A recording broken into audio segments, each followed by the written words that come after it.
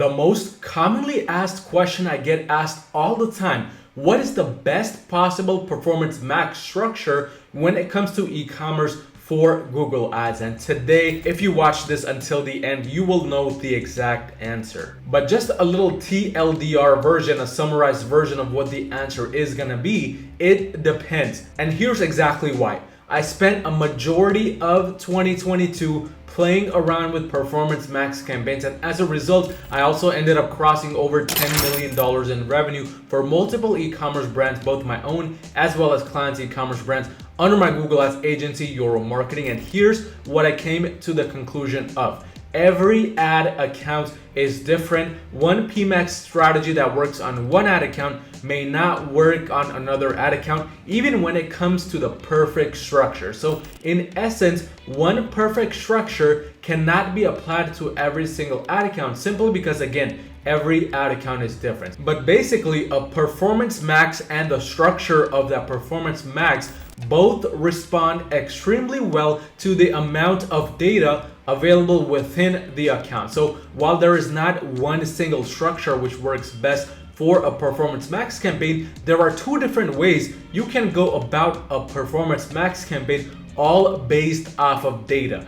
The first way that you can go within a performance max campaign and structure is what I like to call via the all-in strategy. The next strategy, which I like to call the exclusive strategy, is yet another way to give structure to a performance max campaign. The first strategy, which I mentioned, the all-in, it is all for ad accounts which have only about $1,000 to $5,000 worth of data on the whole ad account all time. This is essentially for the newer ad accounts. The second way, the exclusive strategy, is for all those ad accounts, which is a majority of you people watching, with over $5,000 worth of ad spend.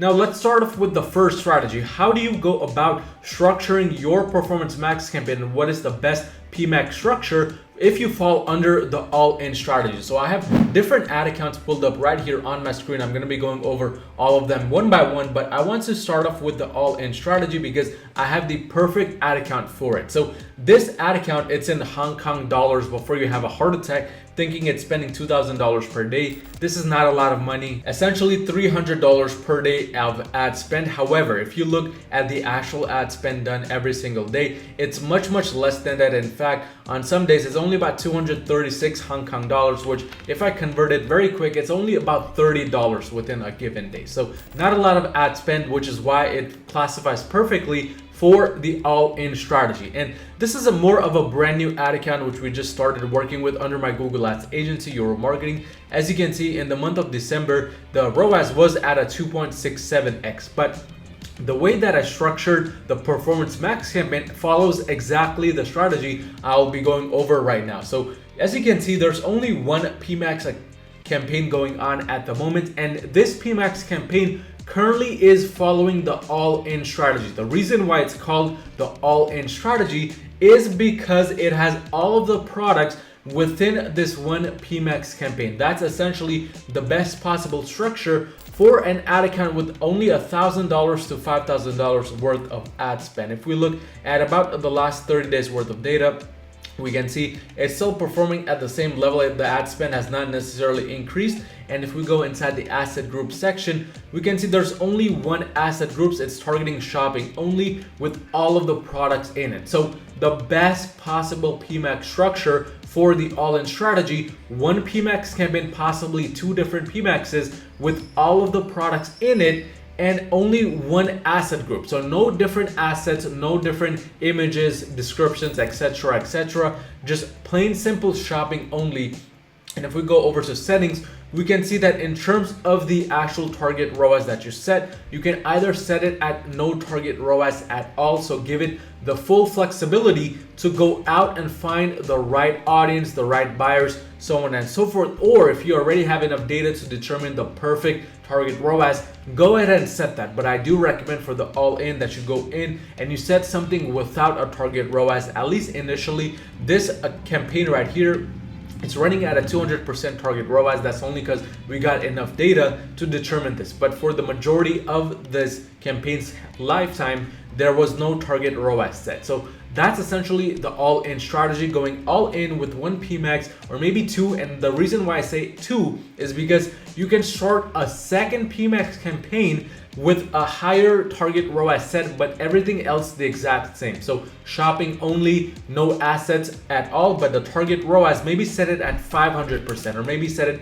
at 800%. The reason why we set it at such a high percentage is because if you remember, if you're one of my OG followers, in my old videos, I used to recommend you start two standard shopping campaigns, one at a high bid and one at a low bid. So in this case, the PMAX campaign with no target ROAS set is going to be the high bid campaign. The PMAX campaign with a very high target ROAS is going to be the low bid campaign. So we're trying to get both parts of the spectrum, both parts of the audience, and kind of scale that way. So basically, it's the same strategy as what I used to teach. However, it's just now transitioned into the PMAX strategy. Let's move on now to the second way to go about it with the performance max structure and what's the best way, which is the exclusive strategy. Again, 5K or more ad spend, you should be following this. So with this kind of specific strategy, and this is the ad account that it kind of follows it, because as you can see, the ad spend is 700 pounds a day and it's performing very well. There's actually three different kind of subcategories you can go with the exclusive strategy. Category number one, it's called the phases strategy, which is again the TPS strategy I always talk about: testing, profitability, and scaling. Number two subcategory, it's based off of the KPI, so you can have a PMAX structure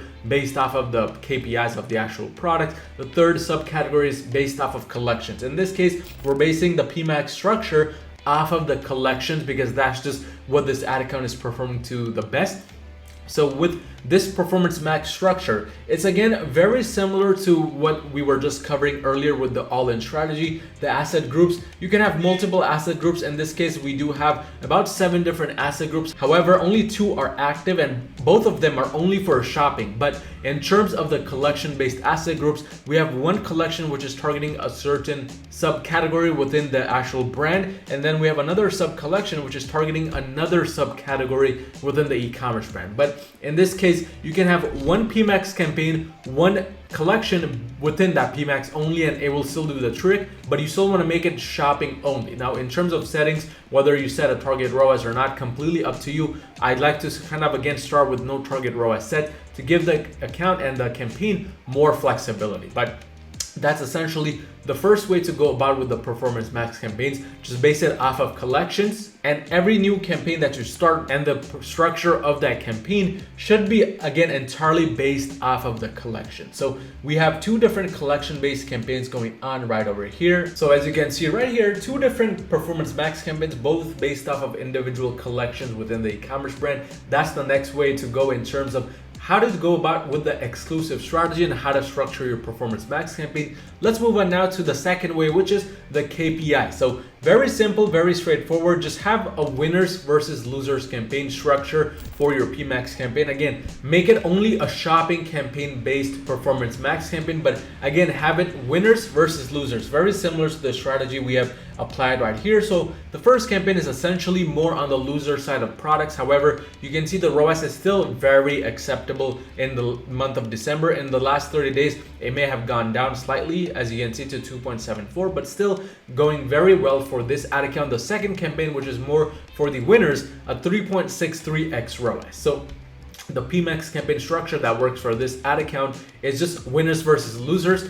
based off of the KPIs. Very simple, very straightforward. Again, so far we have covered collection based, and the second one that we just covered, KPIs based. You want to try both to figure out what works best for your ad account. But don't forget about the third one, which we're going to talk about, which is essentially the TPS strategy, which is testing, profitability, scaling, or as I like to call it, based off of phases. And the way to do this is just have one campaign, and I'm going to open an ad account really quick to show you what I'm talking about, but it's this one right here. So very simple structure. The TPS strategy, have one performance max campaign structured to be just for testing, one PMAX structured just for profitability or scaling, both in one, or the third one, you can kind of diversify the profitability and scaling phase and have one PMAX campaign just for profitability and one PMAX campaign just for scaling. With this ad account, we have one PMAX for both profitability and scaling, and we actually have one standard shopping campaign for more on the testing side of things. So as you can see, it's performing very well. In the last 30 days alone,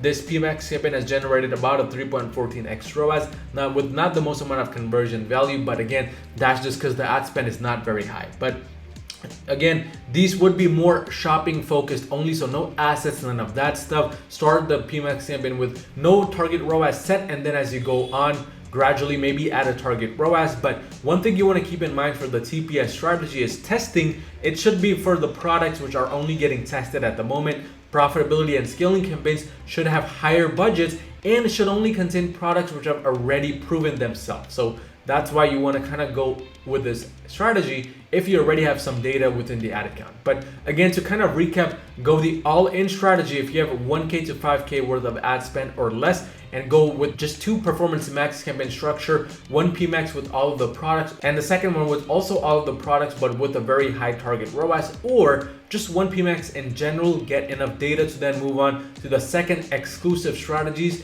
And there are three different sub strategies. First one, collection based. Second one, KPI based. Third one, phase based. You want to try all three of these within your ad account because unfortunately every ad account is different. One may work exceptionally well for yours and the same one might not work for one of my ad accounts. So give all three of these a try and see how the performance works for all of these. But again, if you're doing about $40,000 or more per month in revenue with your e-commerce brand, you need just a little bit of extra help scaling to the next level with Google Ads. Go onto my website at yourmarketing.com and book a free call with me to see how we can potentially work together and make that happen. But watch any of these two videos right in front of my face to take your e-commerce journey to the next level.